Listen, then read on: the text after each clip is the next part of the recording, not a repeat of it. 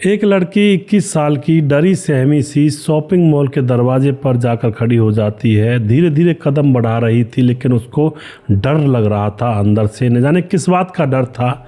उसके पास ज़्यादा अच्छे कपड़े भी नहीं थे। अब वह मॉल के अंदर घुस जाती है और मॉल के अंदर जा कर के अब वह कपड़े देखने लगती है। और फिर जो कपड़े उसको पसंद आते हैं उनको देख करके उनका रेट भाव देखती है। तो अब यहाँ पर उसके पास इतने पैसे नहीं थे जो इतने कपड़ों को खरीदा जाए। और फिर दोस्तों अब क्या होता है, वह उन कपड़ों को पहन लेती है जो मॉल में से देखती है, जो उसको पसंद आते हैं। ऊपर से अपने कपड़े पहन लेती है और मॉल में से निकलने लगती है। लेकिन गेटमैन तुरंत उसको रोक लेता है। गेटमैन पहले ही देख रहा था कि ये सहमी हुई सी है, ज़रूर कोई ना कोई गड़बड़ कांड हो सकता है। तो गेटमैन उसको रोक करके चेक कर लेता है कि तुम तो कपड़े चुरा कर भाग रही हो। और सबके सामने उसके कपड़े उतरवाए जाते हैं दोस्तों। और फिर बड़ी बेइज्जती होती है उस लड़की की। और फिर मॉल का जो मैनेजर होता है वह उस लड़की के साथ जो करता है, बड़ा ही विचार करने वाली यह कहानी है। कई बार जीवन के अंदर ऐसे ऐसे मोड़ आ जाते हैं जहाँ पर अपनी ही शक्ल सूरत को देखकर इंसान रोने लगता है कि मैं क्या इसलिए बना हूँ। पूरी कहानी ज़रूर देखिएगा। इस कहानी से आपको बहुत कुछ सीखने को मिलेगा कि बुरे दौर में, बुरे वक्त में आखिर क्या क्या मुसीबतों का सामना करना पड़ सकता है। नमस्कार, मैं हूँ सुदेश कुमार और मेरे गोपाल चैनल में आपका स्वागत है। यह घटना घटित होती है उत्तर प्रदेश के लखनऊ के अंदर। 2021 का यह मामला है। रश्मि नाम की एक लड़की जो कि 21 साल जिसकी उम्र है और उसके माता पिता की तो मौत हो चुकी है, तो वह अपने चाचा और चाची के पास रहा करती है। और उसकी दादी है जिसके पास वह रहती है। और जो चाचा है वह बाहर रह करके नौकरी करके अपने बच्चों का भरण पोषण कर रहा होता है। साथ में रश्मि का भी भरण पोषण वही चाचा ही कर रहा होता है। चाचा के 2 बच्चे थे।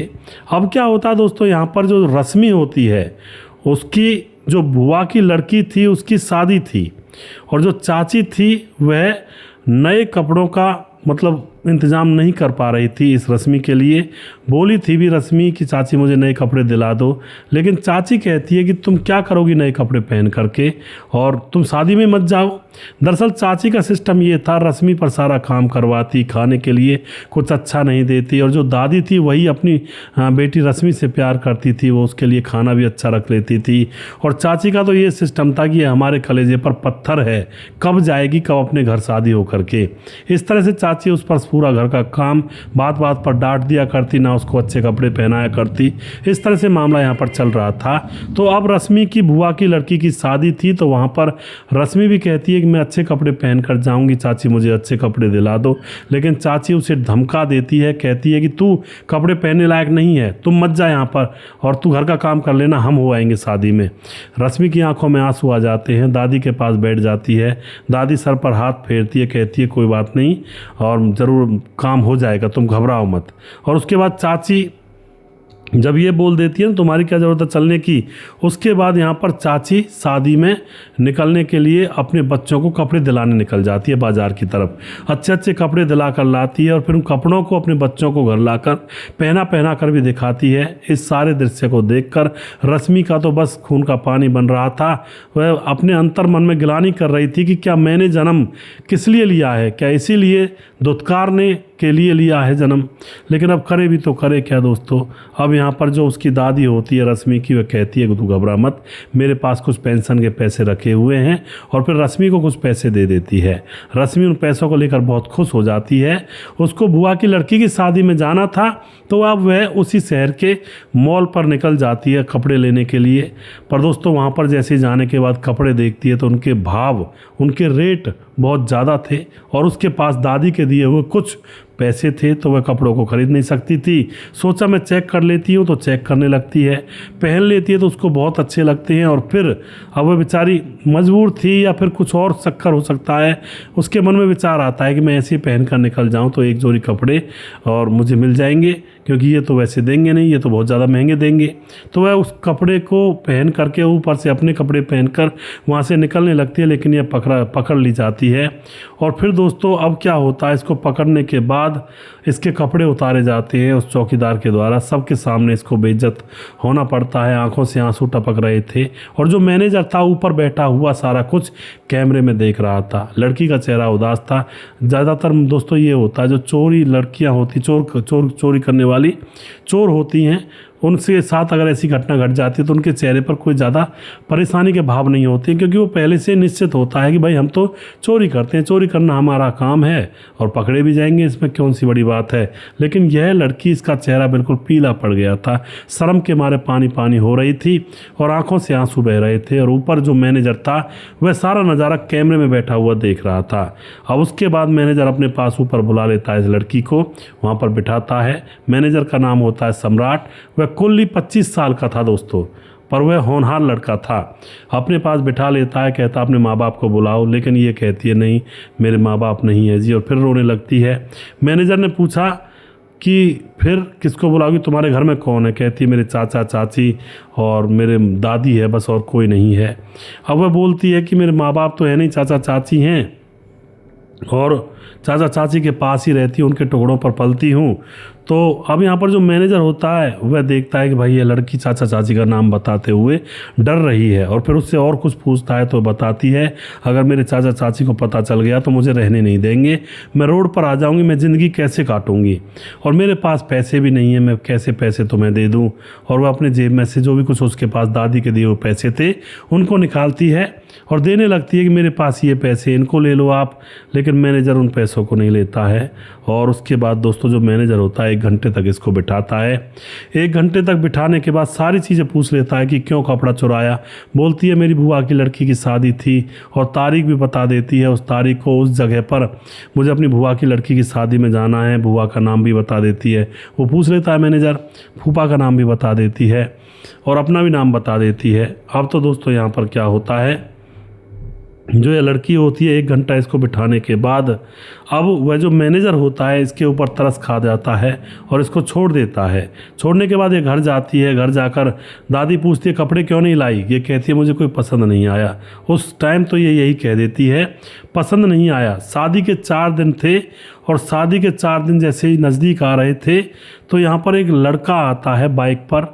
उसके पास पॉलीथीन थी जिसमें बहुत सारे कपड़े थे, 3-4 जोड़ी, और आकर के वह कपड़े उस लड़की को दे देता है, रश्मि को, और वहीं पर उसकी दादी बैठी हुई थी।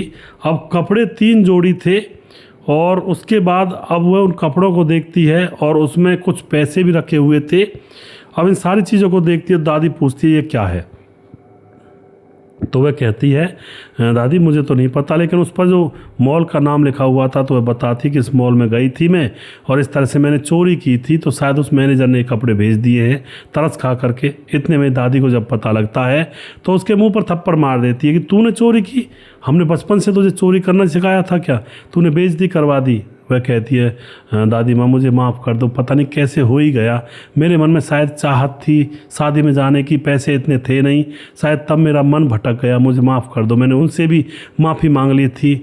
और अब यहाँ पर जो दादी होती है वो उसको गले लगा लेती है कि मेरी बेटी इतनी परेशान हो रही है, पैसों के लिए तरस रही है, एक जोड़ी कपड़े भी अपनी मर्ज़ी से नहीं खरीद सकती। अब उसके बाद क्या होता है दोस्तों, चाची ने उन कपड़ों को चुप अंदर रखवा दिया, ठीक है अंदर रख दे। और फिर दोस्तों शादी का समय आता है और शादी पर यह लड़की जो होती है रश्मि उन्हीं कपड़ों को पहन करके और वह शादी में जाती है। उसकी चाची भी थी, चाची को गुस्सा आ जाता है, कहती है कि ये कपड़े कहाँ से आए। वह कहती है मुझे मेरी दादी ने दिलवाए थे। अब तो दोस्तों यहाँ पर जो चाची होती है दादी से कहने लगती है कि तुमने कपड़े दिलवाए इसको और हमारे बच्चों को नहीं दिलवाती हो। इस तरह के मामले होते हैं घरों के अंदर। अब तो यह बारात में शादी में चले जाते हैं और शादी में जब बारात आती है तो दोस्तों अब यह लड़की अचानक देखती है कि उस बारात के अंदर वही मैनेजर मॉल का मैनेजर था सम्राट, और वह इसके पास आकर खड़ा हो जाता है, इसकी तारीफ़ करने लगता है कि तुम्हारे कपड़े तुम पर बहुत जच रहे हैं। यह लड़की शर्म से पानी पानी हो जाती है और उसके बाद वह इसको बात करने के लिए बिठा लेता है कुर्सी पर। बातचीत इनकी चालू हो जाती है, यहाँ पर चाय वगैरह मंगाई जाती है, खाना होता है। और अब वह पूछती है तुम यहाँ पर किसकी तरफ से आए हो जी। मॉल वाला लड़का कहता है मैनेजर साहब कि मैं किसी की तरफ से नहीं आया, मैं सिर्फ आपके लिए आया हूँ और उसके बाद वह उसको ऊपर छत पर ले जाता है। वहाँ पर काफ़ी बातें होती हैं। ये लड़की कहती है मैं आपको पूरे दिन चाय पिलाऊंगी, आप टेंशन ना लेना। लेकिन वह कहता नहीं मैं यहाँ पर रुकूंगा नहीं, ज़्यादा रुकूंगा तो लोग पूछेंगे कि भाई आप किसकी तरफ से हो, और मैं तो आपके लिए आया हूँ और तुम मुझे अपना फ़ोन नंबर दे दो। उसके बाद दोस्तों वह फ़ोन नंबर दे देती है। यह लड़का घर चला जाता है, वह शादी में से अपने घर चली जाती है। पहले तो चाची झगड़ा करती है कि इसको इतने अच्छे अच्छे कपड़े दिला दिए, मेरे बच्चे नहीं थे उनको क्यों नहीं दिलाए तुमने। जो सास होती है उसकी उसको उल्टा डांट देती है कि ये बच्ची क्या ये पहनकर नहीं जान सकती। अब तो इनके बीच में बातचीत होने लगती है, और बातचीत जब दोनों के बीच में होती है, रश्मि और मैनेजर सम्राट के बीच में, तो वह कहती है कि मेरी चाची बहुत गुस्सा है उन कपड़ों के ऊपर जिनको मैं शादी में पहन कर गई थी। रोज़ घर में एक बार कलेश हो रहा है और मुझसे अच्छी तरह से सीधे मुंह बात भी नहीं कर रही है मेरी चाची। अब तो यहाँ पर दोस्तों जो बूढ़ी माँ थी वह अपने छोटे लड़के की यानी कि चाची को धमका भी देती है कि ये पैसे तेरे बाप के घर से नहीं लेकर आई जो मैंने पहनाए हैं। बात को छुपा रही थी दादी, वरना तो और बवाल मच जाता।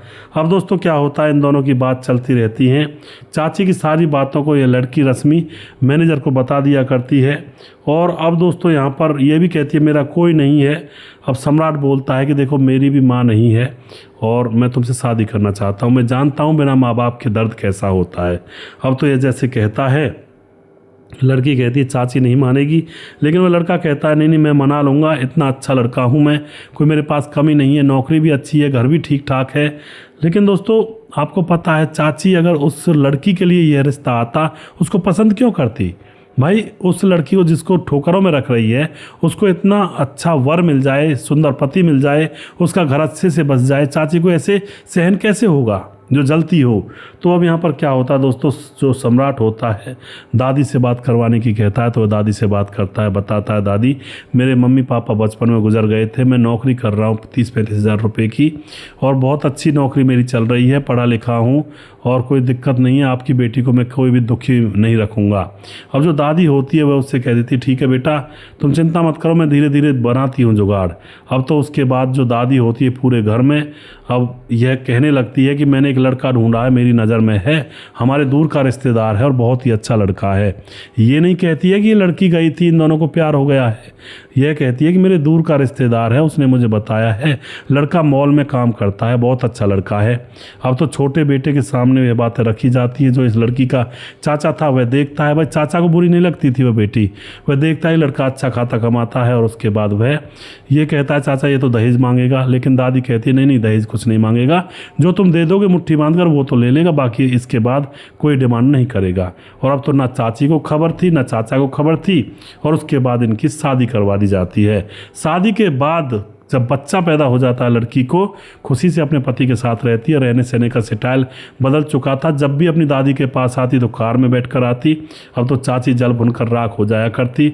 और धीरे धीरे जब बातें खुलती हैं तो पता चलता है चाची को कि शॉपिंग मॉल में इस तरह से इन दोनों की मुलाकात हुई थी और ये तो इनका रिश्ता हो गया है। और दोस्तों अब पछताए होत क्या, जब चिड़िया चुग गई खेत, तब तो करेगी भी क्या चाची। अगर ये मामला पहले खुल जाता ना कि भाई लड़की लड़के के पास गई थी, वो लड़का इसके पीछे कपड़े भी भेज दिए, इसके पीछे बारात में भी गया, तो वह चाची शादी नहीं होने देती, उसको मौका मिल जाता बात बनाने का कि ये तो ऐसी मुंह मारती घूम रही है, ये है वो है, और शादी होती ही नहीं। लेकिन दादी ने समझदारी से काम लिया कि मेरे दूर का रिश्तेदार है, उन्होंने मुझे एक लड़का बताया है जो बिल्कुल दहेज नहीं लेगा, मॉल में मैनेजर है, अच्छी खासी सैलरी है, और ऐसे करके उसने जुगाड़ फिट कर दिया था। तो दोस्तों बहुत अच्छी दादी थी जिसने इन दोनों को मिला दिया, दोनों हंसी खुशी अपने परिवार में रहते हैं, बच्चे पैदा हो गए हैं। दोस्तों आपको जो भी लगता है इस कहानी के अंदर आप अपनी राय कमेंट बॉक्स में लिख सकते हैं। और वीडियो के लास्ट में कुछ भाइयों के नाम जरूर लेना चाहूँगा जो हमारे वीडियोज़ को देखते हैं और हमें खूब सपोर्ट करते हैं। हमारे साथ हैं रवि प्रकाश, हमारे भाई लगातार कमेंट करते हैं, शौकत अली हमारे भाई दिल्ली से कमेंट करते हैं, समाधान पाटिल जलगांव से, गोपाल चवन कमेंट करते हैं, सुजीत कुमार है, राजेंद्र धेरू, मुकेश सिंह और सूरज डियो कमेंट करते हैं, अजीत सिंह कमेंट करते हैं, अशोक गहलोत हमारे भाई लगातार कमेंट करते हैं, बहुत दिनों से हमारे वीडियोस को देखते हैं। बीच में इनकी बेटी थोड़ी बीमार हो गई थी तो उसके लिए कमेंट नहीं कर पाए थे। और अशोक जी आप अपनी बच्ची का ख्याल रखें, अच्छे से दवाई गोली और ट्रीटमेंट ज़रूर करवाएं। और बीमारी बहुत बुरी चीज़ें होती हैं। अफरोज शेख कमेंट करते हैं, पंकज कुमार, ब्रजेश कुमार, राम गोसाई लगातार कमेंट करते हैं, सोनू कश्यप हैं, जय यादव अहिरान कमेंट करते हैं, ललित ठाकुर हैं, विद्याराम साहू कमेंट करते हैं, राजकुमार कमेंट करते हैं, रतलाम हैं और कमलेश भंडारी हैं, स्वपन डे हैं, शरीफ सैफ़ी, मोमिन फ़खरुद्दीन, सुजीत कुमार और मोमिन फ़खरुद्दीन दोबारा से। और उसके बाद हमारे साथ कमल बोहरा कमेंट करते हैं, पवन कुशवाहा हैं, बिमलेश कुमार हैं, कुमार सोनू, मोनू जैन हैं, रजत सैनी, KM सेठी, रघुवीर सिंह नेगी, उदय नारायण, मोहम्मद जहांगीर और कुमार साहू कमेंट करते हैं। उसके बाद हमारे साथ हैं विशाल S सिंह और हरि किशन डोगरा कमेंट करते हैं। उसके बाद राम मोहम्मद यासीन लाहौर पाकिस्तान से, राधेश्याम शर्मा श्री जयपुर राजस्थान से, राजकिशोर चौरसिया महाबलेश्वर महाराष्ट्र से कमेंट करते हैं, छगनदास खारडाबाद राजस्थान से, दुर्योधन भाई लगातार कमेंट करते हैं, सुशील चौधरी मवे लगातार कमेंट करते हैं। अगला वीडियो बहुत जल्दी फिर से लेकर आऊँगा, तब तक आप देखते रहें मेरे गोपाल चैनल, सपोर्ट करें। जय हिंद, जय भारत।